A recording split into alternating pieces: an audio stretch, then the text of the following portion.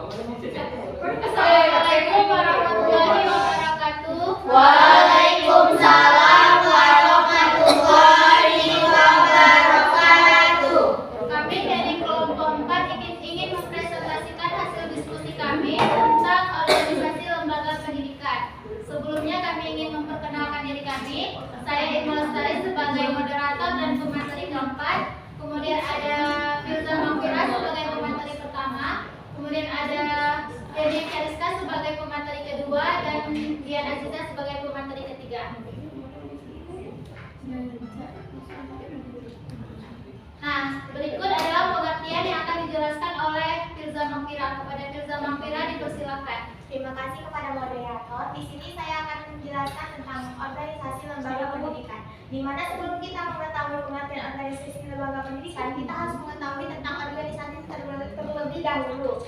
Organisasi adalah suatu kumpulan orang satu orang atau lebih yang memiliki tujuan yang sama. Sedangkan lembaga pendidikan adalah suatu koordinasi yang dimana koordinasi secara nasional sejumlah orang dalam membentuk institusi pendidikan.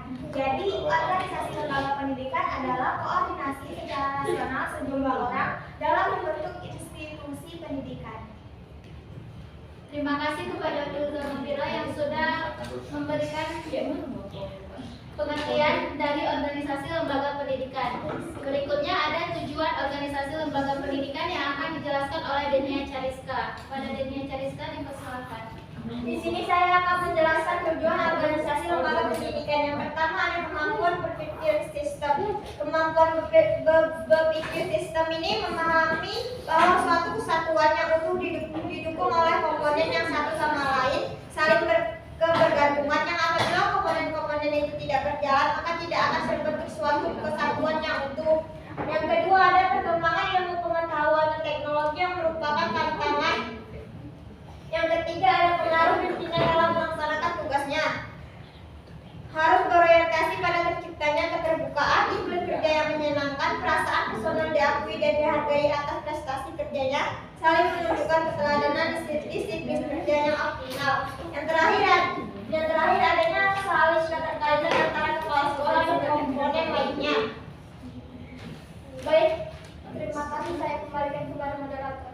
Terima kasih kepada Denia Cariska yang sudah menjelaskan tujuan dari organisasi lembaga pendidikan. Berikut ada struktur organisasi lembaga pendidikan yang akan dijelaskan dengan Dian Aziza. Kepada Dian Aziza dipersilakan. Terima kasih kepada moderator. Di sini saya akan menjelaskan struktur organisasi lembaga pendidikan. Jadi, struktur organisasi pada lembaga pendidikan ada dua struktur. Yang pertama struktur sentralisasi dan yang kedua ada struktur desentralisasi. Pertama, struktur sentralisasi. Di negara-negara yang berorganisasi pendidikan dijalankan secara sentral, yakni yang kekuasaan dan tanggung jawabnya dipusatkan pada badan di pusat pemerintahan, maka pemerintah daerah kurang atau tidak sama sekali mengambil bagian dalam administrasi apapun pada lembaga pendidikan. Yang kedua ada struktur desentralisasi. Di negara-negara yang berorganisasi pendidikannya desentralisasi, pendidikan bukan urusan pemerintah pusat, melainkan tanggung jawab pemerintah daerahnya masing-masing atau rakyat setempat. Sekian, saya kembalikan kepada moderator. Ini adalah contoh struktur Organisasinya ada kepala sekolah, ada pembantu, di bawah naungan kepala sekolah ada wakil, di bawah wakilnya ada bimbingan konseling, guru kelas, wali kelas, tata usaha, ada siswa dan ada satpam. Terima kasih kepada Dian Aziza yang telah menjelaskan struktur organisasi sekolah. Berikut ini adalah kinerja organisasi lembaga pendidikan yang akan saya jelaskan. Nah, jadi kinerja pendidikan adalah perwujudan dari cara kerja yang baik yang berkaitan dengan kemampuan pendidikan di dalam melaksanakan tugas, baik itu dalam pengendalian mutu maupun dalam pelaksanaan evaluasi di dalam program. Kemudian salah satu faktor yang mempengaruhi kepuasan kerja atau kinerja guru adalah motivasi prestasi. Jadi motivasi prestasi ini adalah suatu karakteristik kepribadian yang penting dalam lingkungan organisasi yang ditandai dengan adanya dorongan pada individu untuk mengungguli orang lain, berprestasi sesuai dengan seperangkat standar yang berkaitan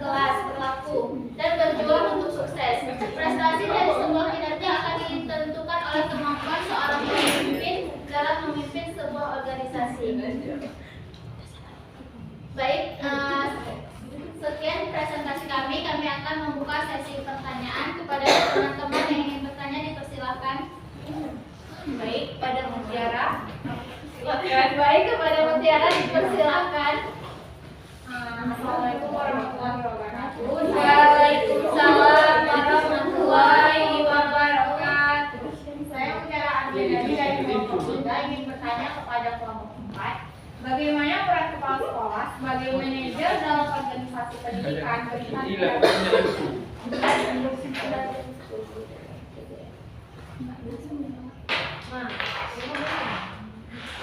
Selanjutnya dari Richard Espiranti kepada Richard Espiranti, persilakan.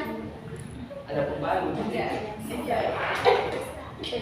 Saya Richard Espiranti dari kelompok 3 ingin bertanya kepada kelompok 4. Pertanyaannya, bagaimana peran pendidikan yang dilakukan pemimpin dalam meningkatkan mutu pendidikan di sekolah? Baik, selanjutnya, baik, terima kasih kepada Richard Espiranti atas pertanyaannya. Pertanyaan selanjutnya dari Gunawan Kami kepada Gunawan Kami, persilakan. Baik, terima kasih kepada moderator. Ini saya mewakili kelompok 2. Pertanyaan saya, kegiatan-kegiatan apa saja yang mencerminkan adanya kegiatan kepemimpinan di sekolah? Terima kasih. Baik, terima kasih kepada Igun yang telah bertanya. Pertanyaan selanjutnya dari Sabrina Rosalia. Kepada Sabrina Rosalia dipersilakan. Saya dari kelompok 3 ingin bertanya kepada kelompok 4. Pertanyaannya adalah bagaimana implementasi sikap kepemimpinan dari seorang guru terhadap kegiatan belajar mengajar di kelas. Terima kasih. Terima kasih kepada Sabrina Rosalia yang telah memberikan pertanyaannya. Baik, di sini ada Dian Aziza yang akan menjawab pertanyaan dari Mutiara. Kepada Dian Aziza dipersilakan. Baik, saya akan menjawab pertanyaan dari Mutiara. Bagaimana peran kepala sekolah sebagai seorang manajer dalam organisasi pendidikan? Berikan pendapat kalian. Jadi, peran kepala sekolah sebagai manajer di sekolah ialah mengelola sekolah mulai dari perencanaan program kerja sekolah, mengelola dan mendayagunakan sumber daya manusia atau SDM, ataupun sarana-prasarana yang ada di sekolah, melaksanakan program yang telah dirancang bersama, mengontrol dan mengevaluasi pelaksanaan program yang ada di sekolah. Bagaimana Mutiara? Apakah dapat terima? Jawabannya saya terima. Terima kasih. Terima kasih Mutiara. Pertanyaan selanjutnya dari Richard Espiranti yang akan dijawab oleh Daniel Chariska. Kepada Daniel Chariska dipersilakan. Baiklah, saya akan menjawab dari Espiranti. Peran kepala sekolah sebagai supervisor dalam meningkatkan mutu pendidikan yaitu melakukan penyusunan program supervisi, melaksanakan pengawasan terhadap kegiatan belajar mengajar dan juga pengawasan terhadap perangkat pembelajaran dan juga memanfaatkan hasil supervisi untuk meningkatkan kegiatan pembelajaran. Apakah bisa diterima? Terima kasih kepada Dini Chariska yang sudah menjawab pertanyaan dari Richard. Kemudian pertanyaan selanjutnya dari Igun yang akan dijawab oleh Firza Mafira. Kepada Firza Mafira dipersilakan. Di sini saya akan menjawab pertanyaan dari Gunawan Kami, yaitu kegiatan-kegiatan apa saja yang mencerminkan adanya kegiatan kepemimpinan di sekolah tersebut. Seperti yang kita ketahui bahwa kepemimpinan merupakan kemampuan untuk mempengaruhi, mengkoordinir, dan menggerakkan orang lain ada hubungannya dengan pelaksanaan dan pengembangan pendidikan. Ada 7 karakteristik kepemimpinan kepala sekolah yang efektif. Yang pertama yaitu memiliki visi yang jelas, yang kedua yaitu memiliki harapan tinggi terhadap prestasi, yang ketiga memprogramkan dan memberikan umpan balik yang positif dan konstruktif, yang keempat mendorong pemanfaatan waktu secara efisien, yang kelima yaitu daya gunakan berbagai sumber belajar, yang keenam yaitu menyederhanakan kemajuan peserta baik secara individu maupun kelompok, dan yang ketujuh melakukan evaluasi dan perbaikan secara otomatis. Sekian dari saya, aku Bisa.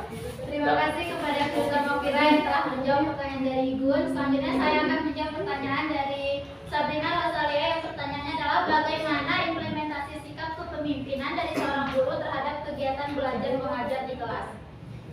Nah, jadi guru sebagai pemimpin pembelajaran, guru memimpin ketika ia sedang melaksanakan pembelajaran di kelasnya. Ia adalah pemegang kendali dan mengambil keputusan yang bijak saat melaksanakan pembelajaran.